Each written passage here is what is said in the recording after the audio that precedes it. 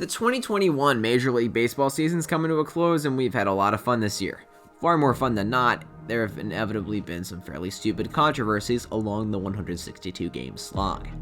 Let's run them down for the sake of your delicious, sweet internet clicks and the maximum amount of dismay. The following are the 5 most ridiculous controversies of the 2021 MLB regular season. Raccoon or rat? Back in May, it was clear that the Mets shortstop Francisco Lindor had a spat with a teammate Jeff McNeil in the tunnel at Citi Field. In the grand scheme of things, 2 colleagues disagreeing isn't such a huge deal. For at least 7 months, they've spent every day together. There'll be arguments, especially if someone's suffering after being transferred and signing a new massive term as Lindor was at the time. The explanation is what propels this dispute to the top of the list.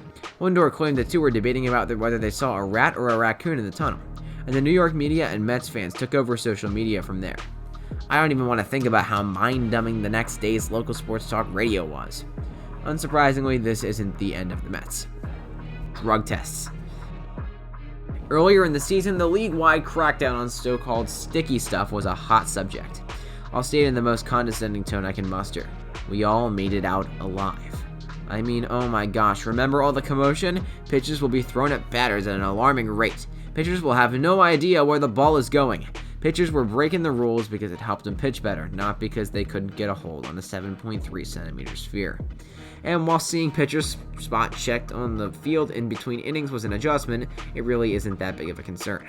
Allow the umpire to inspect your glove, helmet, and the inside of your belt. If you're clean, it's not a huge deal. Some, though, made a big deal out of it. Come on down, Sergio Romo. He was expecting that. It was going on all around the league. The umpires undoubtedly didn't want to be doing this, but they had no choice. How childish, how humiliating.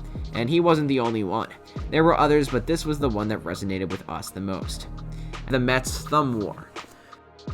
We're not going to try to hide our apparent and outright favoritism for Javier Baez. He's our favorite player. We also recognize that he makes errors and he shouldn't have disclosed the entire truth about making the thumbs down sign. Baez, Francisco Lindor, and the other Mets began giving each other thumbs down after making good plays to show fans how it feels to be booed. That's nothing good that comes from purportedly pursuing a complete fan base. It hurts when I strike out and I'm booed. It doesn't bother me, but I want to let them know that when we succeed, we'll do the same thing to let fans know how it feels, according to Baez. They have to improve. I play for the fans and I adore them. If they do this, they'll increase the pressure on the team. And the results were great. A sizable percentage of the fan base went insane. Local media did its job and it went great.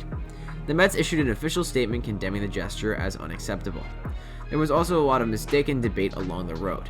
In a vacuum, the statement, fans pay the players' salaries, is correct. Coming down on Baez, especially for this, on the other hand, is absurd. He'd barely been with the Mets for a few weeks when he received his entire 2021 salary as a member of the Cubs. He's hit .307, .383, .555 in 39 games with the Mets, with 7 doubles, 9 homers, and 19 RBI. Any Mets fan who complains about how they pay his salary as if he owes them something is completely off point. The scouting card theft case. This is our starting point because it happened this week.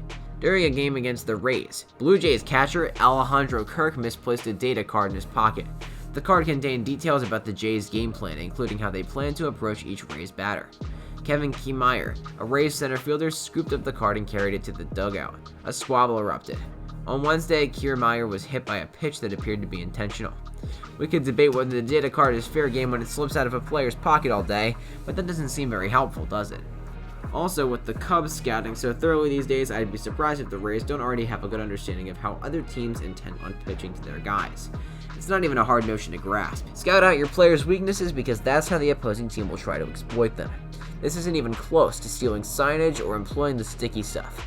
It's a card with data on it that they already have. Give us a break.